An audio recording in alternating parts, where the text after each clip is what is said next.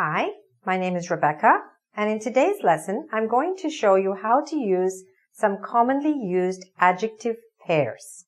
Now, what are adjective pairs? Adjective pairs are sets of adjectives which are used together in order to emphasize whatever you're trying to say. So you could use one of these words alone, but then it's not as powerful.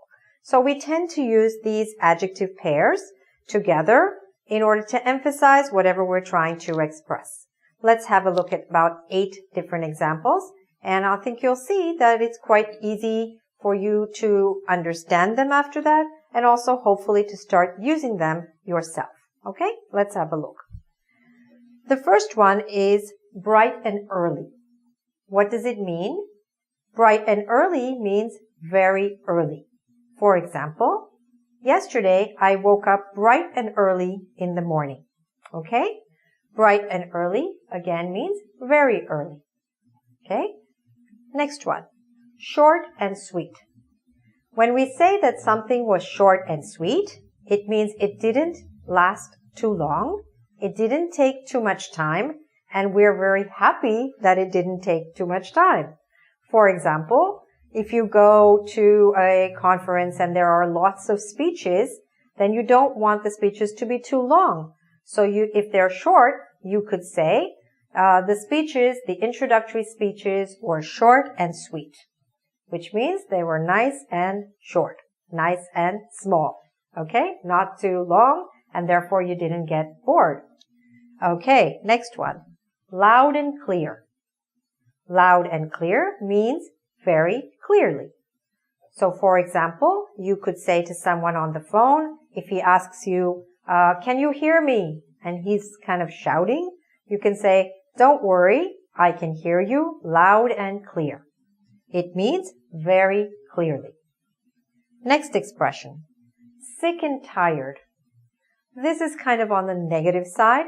When we say we're sick and tired of something, it means we are annoyed, we're frustrated, we're irritated with something. So unfortunately, an example that is often given for this expression is when someone says, I'm sick and tired of my job. I really should get another job. Okay? I hope that's not true for you. I hope you love your job the way I do. Okay? But you might be sick and tired of something happening. All right? Next, nice and warm. Nice and warm means that a place feels warm and cozy and comfortable. So for example, let's suppose there's a snowstorm outside and you come into a nice little coffee shop and you say, oh wow, it's nice and warm in here. So you feel very cozy and comfortable after coming in outside from the cold. Okay? Next one. Safe and sound. Safe and sound basically means very safe. So you could say, we were worried about them, we hadn't heard from them in many hours, but finally they came home safe and sound. Safe and sound, again, means safely. But when we say safe and sound, it's because we were a little bit worried before. So by using 2 adjectives, we emphasize that they came home very safely, and we are happy about that. Okay? Next one.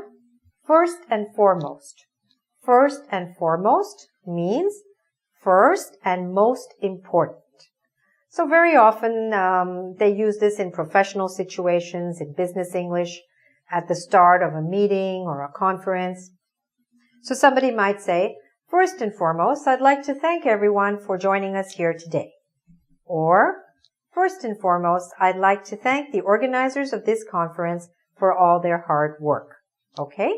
So it's a nice expression that you can use, and it means first and most important. All right? Last one that we're going to learn today is hale and hearty. Hale and hearty means basically very healthy. So if you say, for example, he's 85 years old, but he's hale and hearty. He goes for a walk every morning at 6 o'clock. All right? So hale and hearty means very healthy. Okay? So I wish you, I hope that you are also hale and hearty. which means very healthy. And try to start to use some of these expressions. See if you can use something today in writing or in speaking. And this way, you'll learn not only to understand these expressions, but also to start using them in your own English. All right? If you'd like to do a quiz on this subject, please visit our website, www.ingvid.com. Thanks for watching and good luck with your English.